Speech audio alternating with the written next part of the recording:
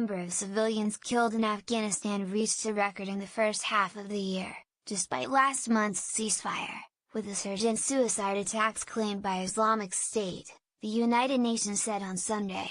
Deaths rose 1% to 1,692, although injuries dropped 5% to 3,430, the UN Assistance Mission in Afghanistan said in its latest civilian casualty report. Overall civilian casualties were down 3%. Hopes that peace may one day be agreed in Afghanistan were raised last month by a 3-day truce over the Eid al-Fitr holiday, which saw unprecedented scenes of Taliban fighters mingling with security forces in Kabul and other cities. The brief ceasefire demonstrated that the fighting can be stopped and that Afghan civilians no longer need to bear the brunt of the war, Tadamika Yamamoto, the senior UN official in Afghanistan, said in a statement. But with heavy fighting seen across the country during the first half of the year and repeated suicide attacks in Kabul and major provincial cities like Jalalabad, the report underlines the dire security situation facing Afghanistan.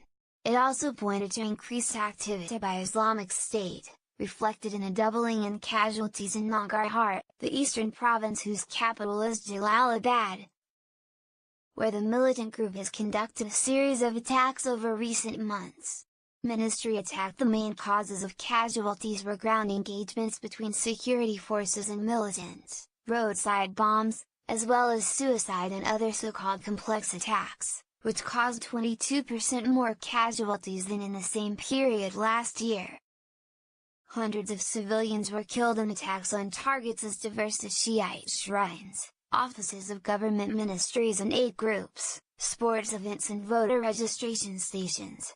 On Sunday, the day the report was issued, at least 7 people were killed and more than 15 wounded by a suicide attack as staff at a government ministry were going home.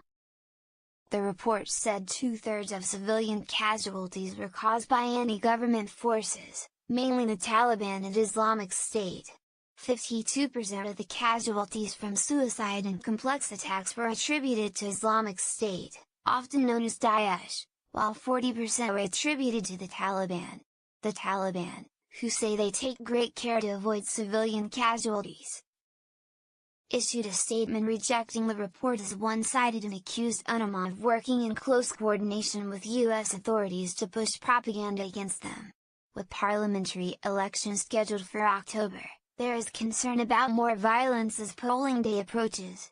The Taliban, fighting to restore their version of strict Islamic law, have rejected President Ashraf Ghani's offer of peace talks, demanding that foreign forces leave Afghanistan.